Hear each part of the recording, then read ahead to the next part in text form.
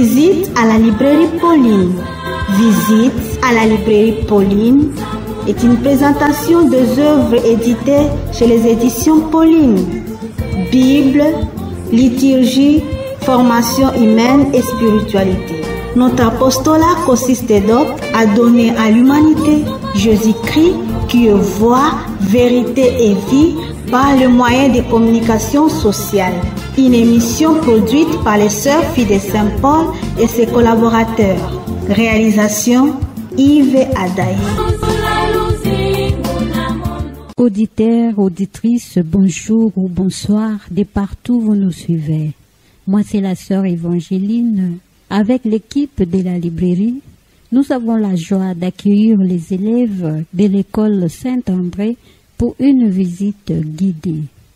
Le but de cette visite à la librairie, c'est juste pour aider les enfants à développer le goût de la lecture. Comme vous le savez, la lecture nous permet de s'envoler vers l'univers des mots, des chiffres et des lettres. La lecture nous permet encore de se perdre dans les récits, les contes et les légendes les plus incroyables, les plus inventés et réinventés. Donc, la suite est à découvrir.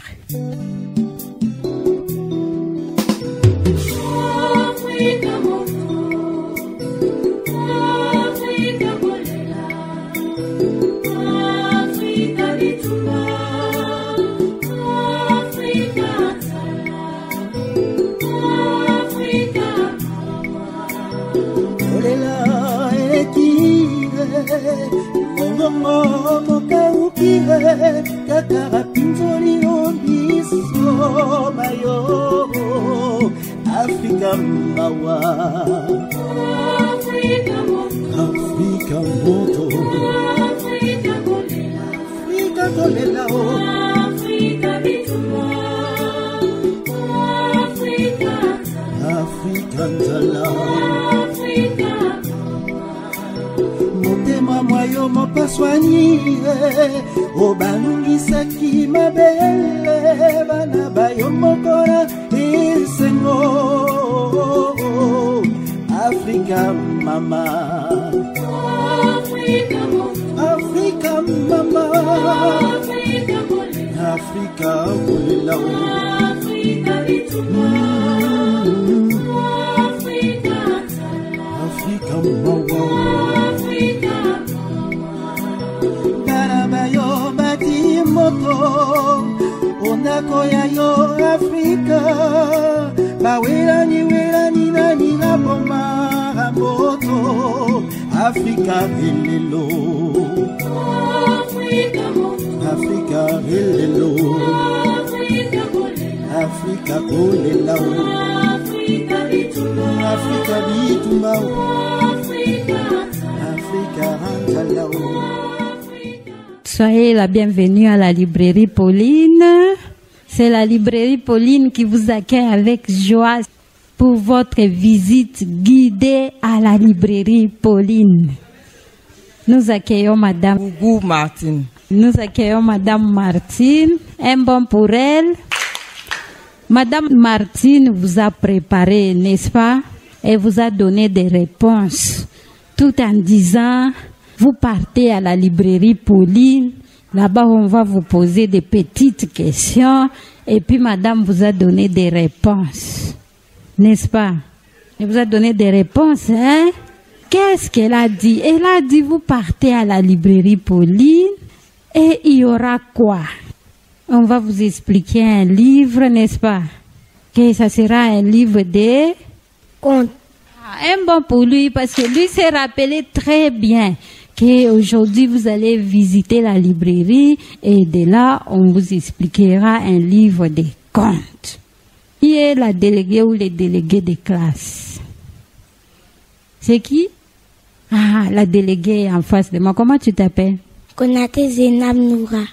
Le but de votre visite à la librairie, hein, c'est juste pour vous aider à développer le goût de la lecture. Je sais que vous aimez bien la lecture.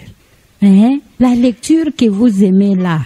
Vous êtes venu visiter la librairie pour que vous puissiez aimer de plus encore la lecture. Qui a déjà fini un livre de 30 pages? Madame, moi j'ai déjà fini un livre de 106 pages. 106 pages. C'était comment encore les titres? Adèle. Ça racontait un peu en bref de quoi? Tu ne te rappelles pas, hein? Mon ami, toi tu as déjà fini un livre aussi. C'était quel titre? De combien de pages? La Belle et la Bête. La Belle et la Bête. Je connais bien l'histoire là. J'ai déjà fini un livre. Le titre c'est Je sauve la terre. De combien de pages? Je ne me rappelle pas. Et l'auteur? Je ne me rappelle pas. Je vais vous donner un secret. Désormais, si quelqu'un vous fait cadeau d'un livre, la première des choses à faire, maîtriser d'abord les noms de l'auteur. Après, maintenant, vous allez regarder, c'est un livre de combien de pages. Comme ça, vous allez vous souvenir vite. Moi, j'ai déjà lu tel livre de tel auteur, n'est-ce pas? Parce que dès que tu retiens l'auteur, ça sera facile de retenir aussi les titres. Ça sera facile de retenir les titres. Vous avez déjà lu beaucoup de livres, seulement que vous avez oublié, n'est-ce pas? Ah, je ne me suis pas trompée, j'ai dit la vérité parce que j'ai lu ça sur vos visages. Que vous êtes des filles, des garçons qui aiment bien la lecture. Alors aujourd'hui, vous allez écouter une histoire d'un petit marchand. Un petit marchand. C'est raconté dans ce livre-là. C'est un livre de contes. C'est un livre de contes. Vous vous souvenez d'un conte quelconque que vous avez entendu, par exemple, raconté à la télé. Par exemple, un ami est venu vous raconter.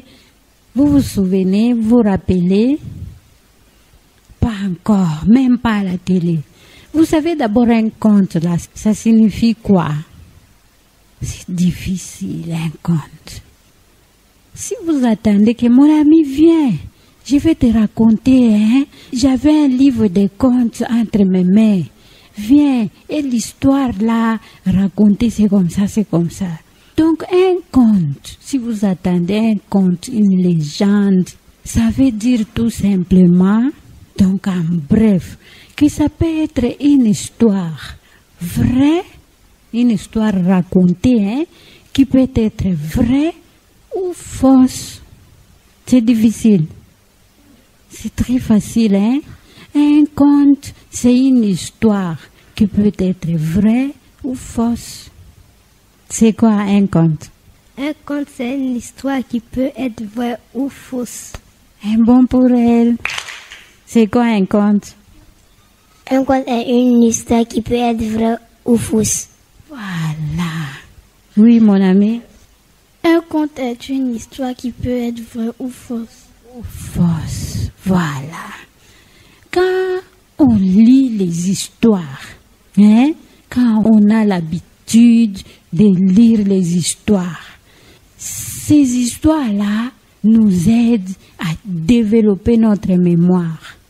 Ces histoires-là nous aident à commencer à bien écrire sans faute, à bien s'exprimer en français. Quand on parle français sans faute.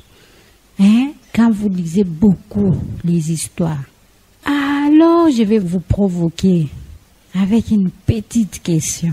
À quoi sert la lecture dans notre vie? Après que j'ai expliqué un conte, les histoires, ça nous aide à développer notre instinct. Alors, la lecture sert à quoi dans notre vie? Parce que le but même de votre visite ici, c'est augmenter le désir de la lecture en vous. Maintenant, à quoi sert la lecture? La lecture, c'est à savoir lire. À savoir lire, bon pour lui. À quoi sert la lecture? Qui a une réponse? La lecture, c'est à savoir lire. À savoir lire. Une autre réponse?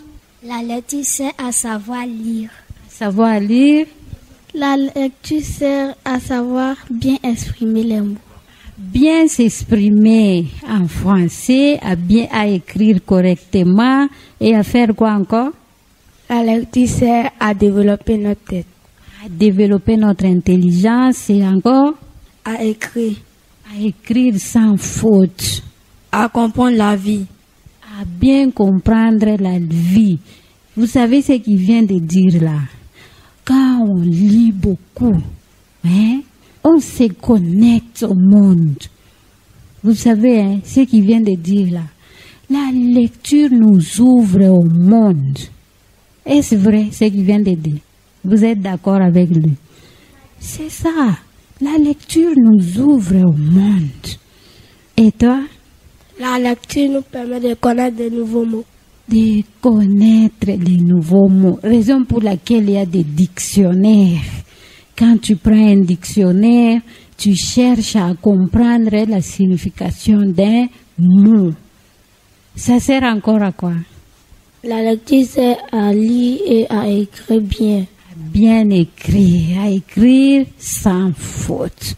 Alors, qu'est-ce que nous pouvons lire? D'habitude, vous lisez quoi? Un livre de lecture. Un livre de lecture, ça peut être quoi encore? Ça peut être un livre de contes. Contes. Ça peut être un livre de contes. Ça peut être quoi encore? Ça peut être un roman. Ça peut être un roman. Ça peut être un livre d'histoire. Un livre d'histoire. Un document. Un document. Donc, on peut lire une lettre. On peut lire un carnet de calcul, des statistiques, n'est-ce pas? Hein? Tout cela parce que la lecture est très importante dans notre vie. La lecture nous forme. La lecture fait de nous des personnes excellentes. La lecture. Raison pour laquelle, avec vous, nous allons voir l'histoire de ces petits marchands. Vous voyez les livres que j'ai en main, comme je vous disais au début. Si tu as un livre en main, la première des choses tu regardes, on regarde quoi? Le titre. On regarde les titres. Après, on va regarder quoi? Le nom de l'auteur. Après les notes de l'auteur, c'est quoi?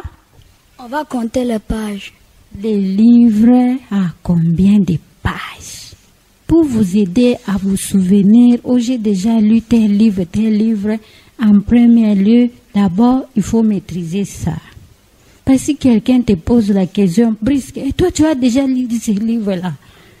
Moi, déjà, tu vas te souvenir de qui? Du titre, en même temps, tu dis l'auteur, en même temps, tu dis, c'est un livre de telle page. Après, tu vas regarder la table de matière. C'est la table de matière aussi qui nous guide à maîtriser vite un livre. Si on ne regarde pas la table de matière, il y a d'autres livres, il y a des petits résumés derrière. Mais sur notre livre ici, il n'y a pas de petits résumés. Hein? Donc, si vous venez à la librairie, dans n'importe quelle librairie, vous voulez acheter un livre, vous allez faire ce que je vous ai donné comme secret. C'est comme ça qu'on arrive à connaître, ça c'est un beau livre, ça va m'intéresser. Ce livre-là, ça va répondre à mes attentes, à mes besoins. Alors, il a écrit ces livres ici. Comme vous connaissez déjà les titres, les petits marchands. Ces petits marchands a été écrit par... C'est qui l'auteur? Ce livre a été écrit par Théma. Vous avez compris, hein? Après les titres, les petits marchands. Et puis nous avons maîtrisé l'auteur. L'auteur c'est qui? C'est Théma. C'est un livre de 30 pages. Alors qu'est-ce que Théma nous dit, nous raconte dans ce livre? Je vous dis vrai que c'est une histoire qui fait pleurer.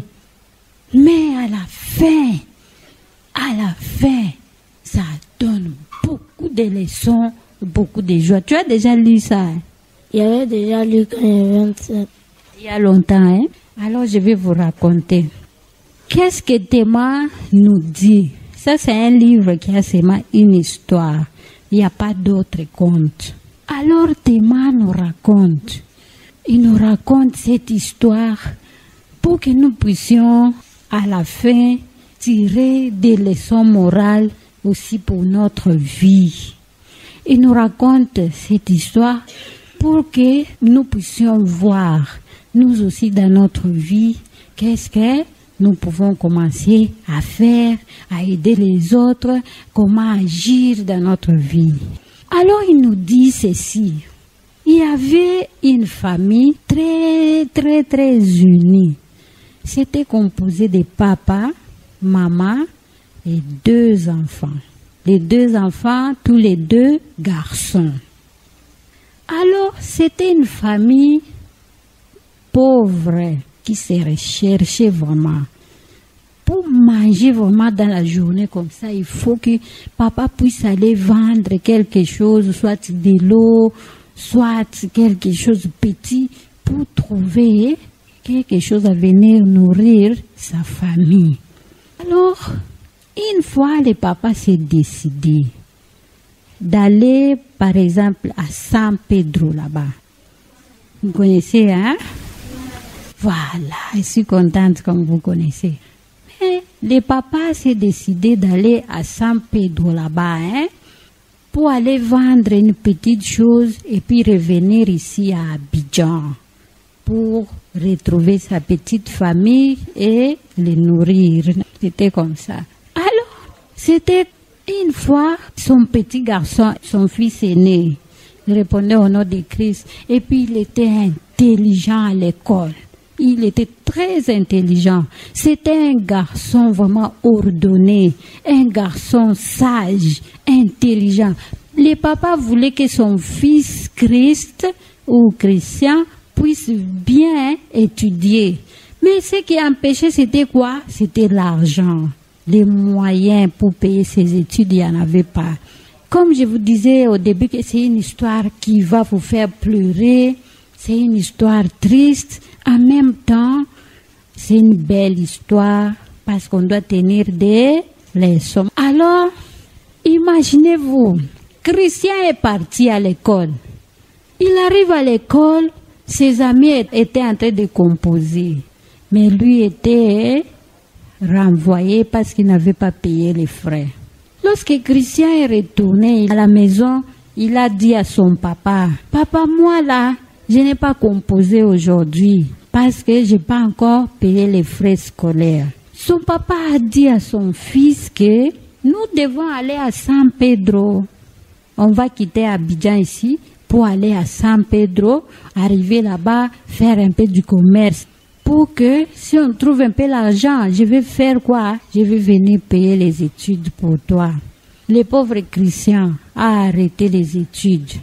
Il est parti à San Pedro avec son papa.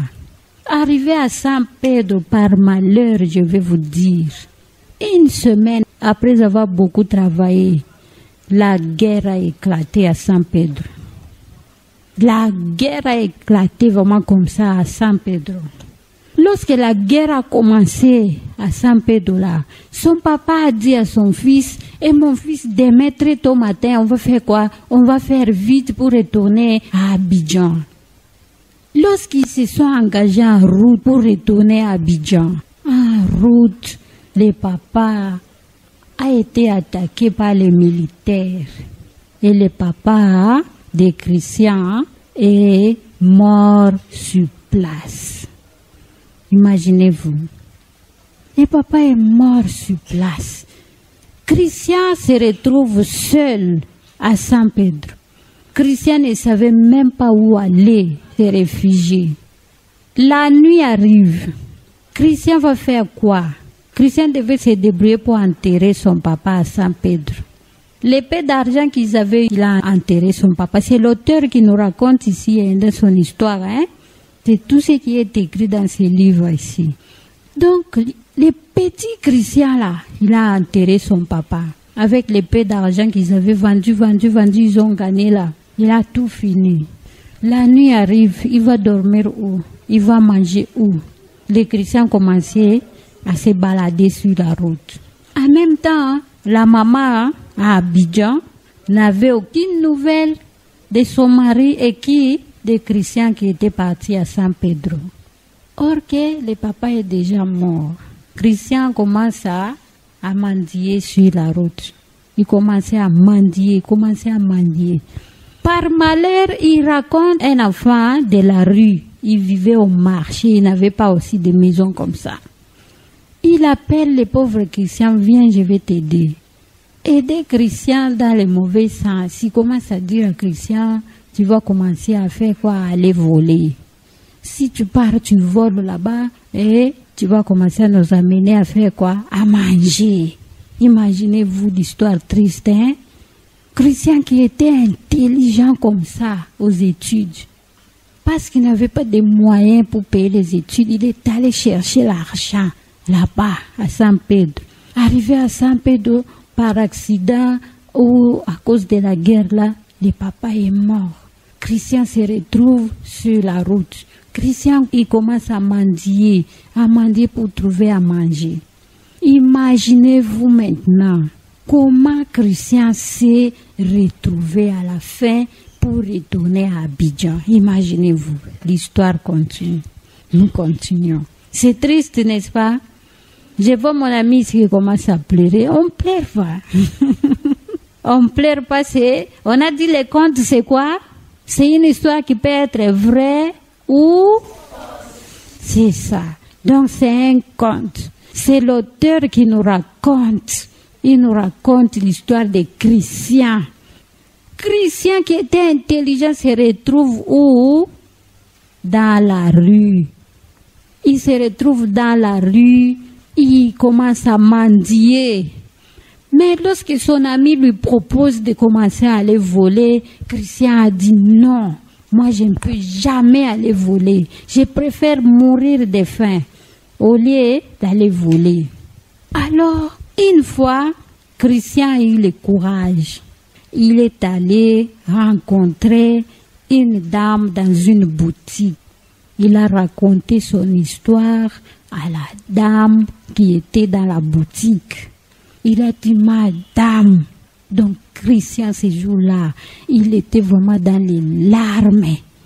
Il a dit à cette dame-là, moi, vous devrez m'aider, vraiment me donner un petit rien pour que je puisse retourner à Abidjan.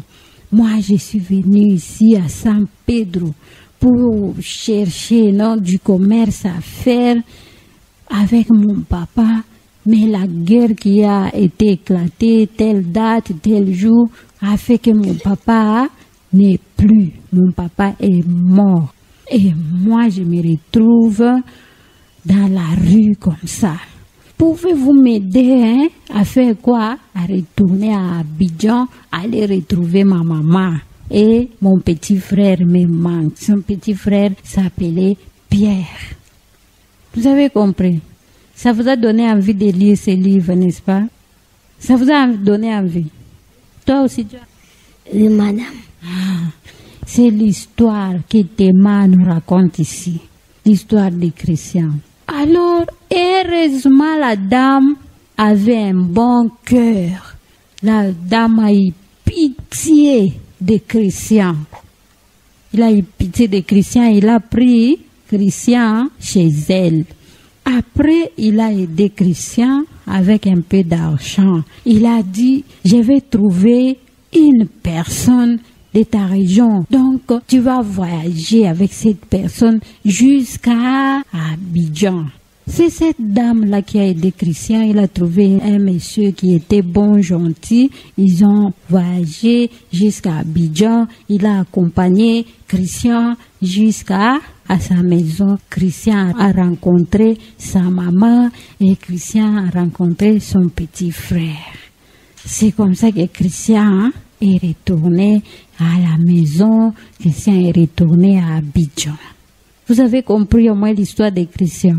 Alors, l'auteur nous a raconté cette histoire et l'a intitulée les petits marchands. Essayez de deviner d'abord qu'est-ce que l'auteur voulait nous donner comme leçon morale. Ne pas apprendre à voler. Ne pas apprendre à voler. Un bon pour lui. Qui peut deviner encore la leçon morale? Qui? Dans tout ce que l'auteur nous raconte en écoutant l'histoire des chrétiens. Toujours suivre Dieu. Suivre toujours Dieu. Un bon pour lui. Qui encore? Oui, mon ami? Pas suivre les mauvaises personnes. Ne jamais suivre des mauvaises personnes, les mauvais conseils. Ah, un bon pour lui. Qui encore? De ne pas avoir de cœur mauvais. Ne jamais avoir un cœur mauvais. Un bon pour lui aussi. On doit prier pour les autres qui prennent de mauvais chemins.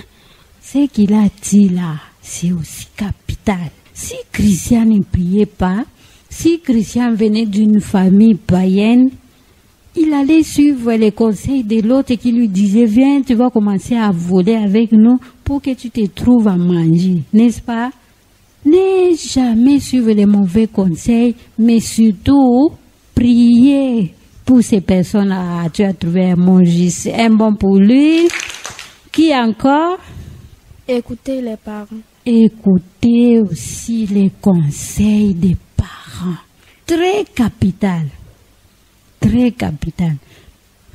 Parce que si on n'écoute pas les conseils des parents, on commence à devenir têtu, on veut faire ce qu'on veut.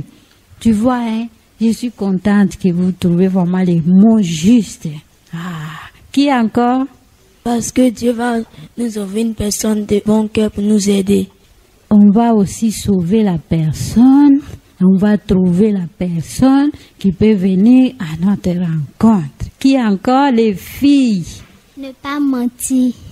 Ne pas mentir, oui mon ami. Ne pas perdre espoir. Ne jamais perdre l'espoir. Tu vois, Christian était perdu à San Pedro là-bas. Christian s'est promené dans la rue, monter, descendre, monter, descendre, monter, descendre. Est-ce qu'il a perdu l'espoir? Jamais, ne jamais perdre l'espoir. Qui encore? Ne pas voler. Ne jamais voler. Oui, mon ami. Il vaut mieux mendier que voler. Ah, ok, d'accord. Ah, bravo. Donc, nous sommes en train de trouver la leçon morale. Hein? Ensemble avec vous, on a trouvé la leçon morale. Maintenant, nous allons écouter ce que l'auteur lui-même nous propose comme leçon morale. L'auteur nous dit, comme la moralité de cette histoire, hein, la leçon morale. Il dit, la persévérance dans la prière. N'est-ce pas que vous avez trouvé ça aussi, n'est-ce pas? Un bon pour vous-même. La foi en Dieu, Père, qui n'abandonne jamais ceux qui espèrent en lui. Vous avez trouvé ça aussi, un bon pour vous-même. Le Seigneur écoute nos prières dans le secret. N'est-ce pas? Très beau, hein? Ce que je vais vous demander, n'oubliez pas l'histoire des petits marchands. Si vous rentrez à la maison, racontez cette histoire aux parents, racontez à toutes les personnes qui vous entourent, grands frères, petits frères, petites sœurs, n'est-ce pas? Donc on va clôturer. Un bon pour vous toutes. Vous avez été attentifs, merci beaucoup. Et madame, vous avez un mot? Je suis vraiment émerveillée. Je suis très contente de mes élèves. Ils ont bien répondu, ils ont été attentifs, très bien. Vraiment, je suis fière. Mais mon souhait, c'est que, comme tu avais dit, chacun vienne prendre son livre pour s'occuper pendant les vacances. Voilà, c'est ça qui est important. On va faire 3 bons pour madame. Voilà ce que madame a dit. Elle est fière de vous. Ça va. Au revoir. Merci.